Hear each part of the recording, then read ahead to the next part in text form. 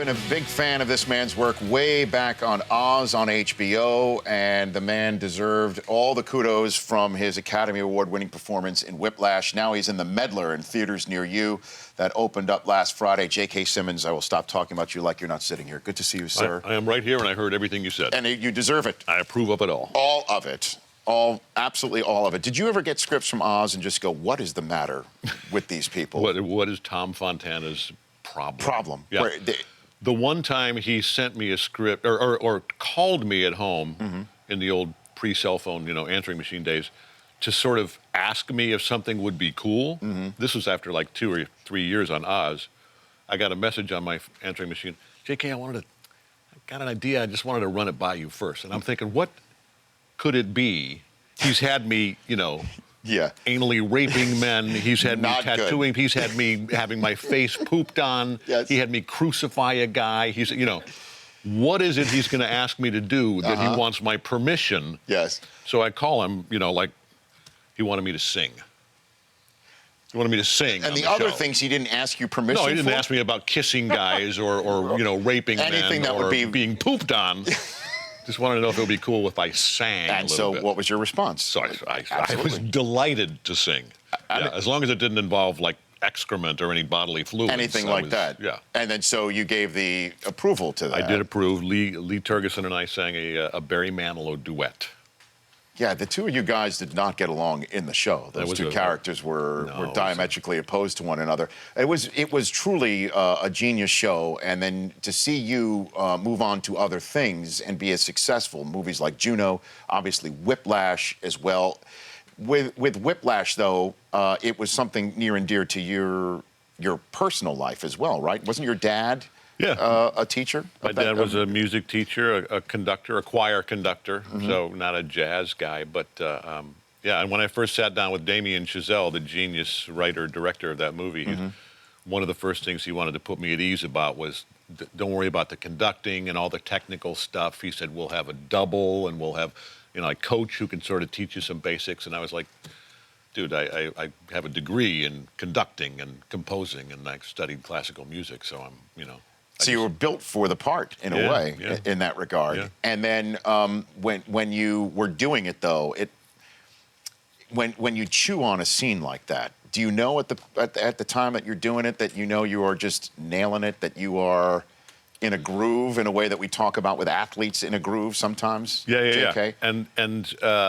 And I knew that when I first read it, when they first sent me the script. I just thought, this is a genius piece of work, and I read a lot of great scripts and go, but it's not me. It's not great for me, And I read that and I thought, not only is it a genius piece of work, but it's like something that I can just put on like a glove, and then add Miles Teller to the mix, and it was really cool. I'm here with J.K. Simmons here on The Rich Eisen Show. So your dad was an instructor in Ohio, correct? Is that where it was? Well, he taught public school in Detroit when I was a little kid, then got the job at Ohio State, which is why I do this and the Buckeye thing. I know. You do realize that there's not many folks who are so diehard fans of a Michigan team like the Detroit Lions. Detroit Tigers, that you wear the Old English tee. The Lions are not a team of yours? You're not... Okay. I hope they do well, but I don't, You're not living and dying like these guys and the Buckeyes are the two that I actually pay a lot of attention to. So your dad worked at Ohio State. That's why you're a Buckeye? He taught Ohio State for 7 or 8 years when I was my junior high and high school years. Okay. And so what do you think of Ezekiel Elliott, Joey Bosa, these guys? Who's the most talented group? Who's the most talented kid you think that's available in the NFL draft? NFL-wise, I think Bosa's going to be a beast. I don't know if if his size is if he was 20 pounds heavier, maybe, I don't know. But well, you can work on that. He's Elliott, I think, will be a stud. I think they both will. I think we got maybe 5 first-rounders, Eli Apple is a great cover guy. You got Darren Lee. And Taylor Decker, I guess, sort of the debate seems to be is he a left tackle or a right tackle. Yeah. But he'll be a first round, and he'll be a stud. And there's Noah Spence, who's not even on the team anymore. Noah Spence, he's going to be a first rounder. A former Buckeye. And we got plenty of guys in the second round and on, too. Cardale and Braxton Miller. Braxton Miller, his at the next level is really intriguing. Really, could be a Cordell, a Slash, he's I mean, people talk about him. He's athlete, but he's really smart. Whether he gets an opportunity to play quarterback in the NFL, I guess is probably unlikely. But well, and you're also looking for character, right? You're always in the NFL too. Yeah. For him to do, J.K., what he did at that position, and then say, okay, I'm going to learn another spot and be part of the team still, and not say I'm transferring or I'm pounding the table. 2-time Big Ten Player of the Year to go quarterback, ahead. Right? And go, sure, I'll play wide receiver. That's got to count for something, yeah. you know. And then really didn't get targeted as much as he could have been as a wide receiver either. Right. I mean, he made some spectacular plays, but he didn't see the ball as much as he might have. Talking up Ohio State football the way I am right now. Am I sweating? Am I sweating right now? A little bit.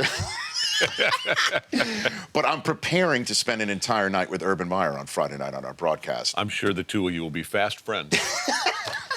And I'm going to take Harbaugh for a cup of coffee later. Will you do that? Yeah. Well, he's a Tiger guy, too. He was a first base coach at spring training. Yes. Year. I had to shield my eyes when that happened. Oh, come on now. I do believe when he was the first base coach, the Tigers put up a 4 spot in the first inning of that spring training. Yeah, because game. we care about that in spring training. You can't even give Harbaugh his due on that front. I love it. Harbaugh's he's a Wolverine. Rich. Okay. I mean, when it comes down to it. He's a Wolverine. So what do you think of your Tigers so far? Well, they've kind of been up and down so far. They're 8-9. They're hovering around 500. What do you think of your Tigers? I don't know why anybody would even bother trying to scuff a baseball against them. They can't hit it. I mean, you could throw them BP the last week and they started out really well and they're always there. Even during the Leland years, really, the bullpen has always been a concern. We got nothing but new faces in the bullpen this year, and it's, still some kinks to be worked out. And, I don't know. I felt like we were going to score runs like crazy, and we started out kind of on fire, and now the last 6, 7, 8 games. Well, Zimmerman is setting records that not even Jack Morris was setting, or Denny McClain. You want to talk about some all-time pitchers that Detroit's had. Yeah. He's just hanging the zeros up right now. He's been great. And really, Verlander, I mean, he had one rough outing, but he's back, and he's pitching really well. And I don't know. It's early. It's April. That's what I think. Who was your guy growing up? Al Kaline. Yeah, when I was a kid. Did you ever get to meet him? And then, yeah.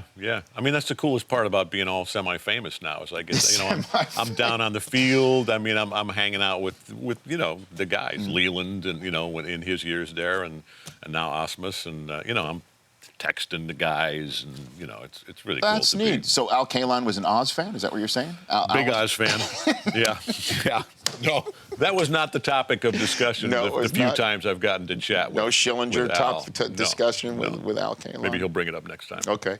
I'm going to take a quick break, and I'd love to just chat a little bit more with you about you wearing a Tiger uniform in a Costner movie, if I am not mistaken. I would love to. J.K. Simmons is here on the new movie, The Meddler, and Susan Sarandon is also from baseball movie royalty as well. Indeed, yeah. In The Meddler. Back with J.K. Simmons in 60 Ticks of the Clock in a moment.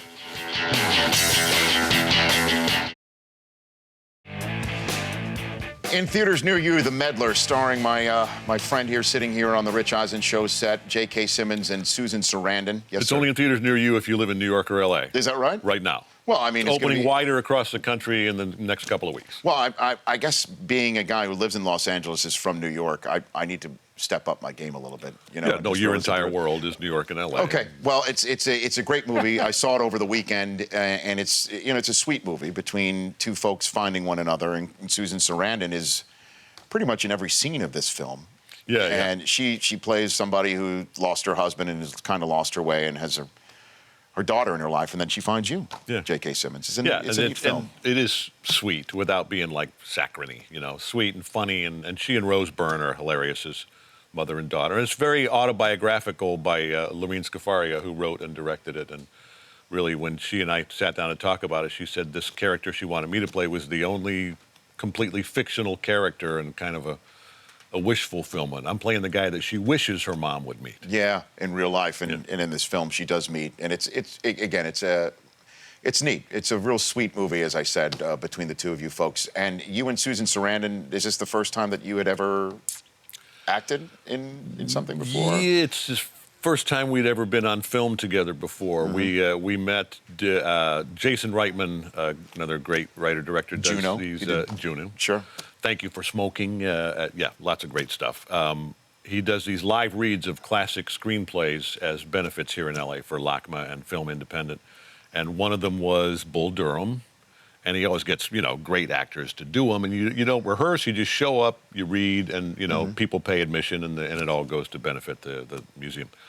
So they were doing Bull Durham. He asked me to play the manager, of course, and I said, absolutely. And Ron Shelton was going to be there, and all the, Andy Samberg was playing Nuke LaLoosh. Fantastic. And, what a great casting that is. Yeah, really great cast. And then the big surprise that he didn't let anybody know was playing the Susan Sarandon part was Susan Sarandon. She played Annie. She played Annie. Reprised Annie. And, no kidding. And there was the actor who was hired to play the, not hired, but asked to play the Kevin Costner part, hadn't shown up when it was like 20 minutes before time to go, and somebody finally got a hold of him, and he was just leaving his house because he thought it was an hour later. He's leaving his house in Malibu. That's no good. So Reitman looks at me and he goes, "All right, you're reading Costner." So I was quaking in my boots, well, because I saw the movie when it came out, but I don't see movies like 9 times. No, you're working unless I'm in them. That's and right. So I went out there like cold reading. It felt like going back to being my early days in New York when I was auditioning and just shaking like a leaf, so scared. And she was, of course, brilliant and so kind and sweet and wonderful. And the next thing I knew, it was over and people were applauding. So I guess I didn't step in it too much. Who played your role when you stepped up? Who played this guy named Ron Shelton. So Ron, whoever that is. So he came out of the shadows and said, "I'll read the manager." Yeah.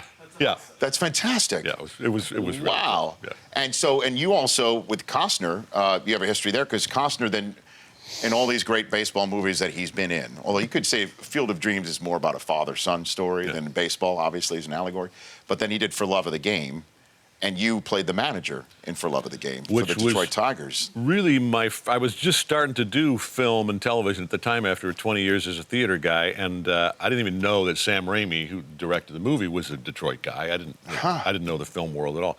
I showed up at the audition like a dork with my Tigers cap and literally a Tigers jersey on, and I was auditioning for a two-line part of the team trainer, who your elbow's hurt, here, put this on it.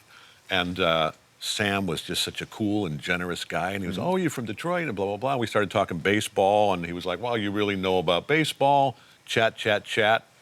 And he goes, "Listen, I want you to read this other part. Go out and take a look at it and read it."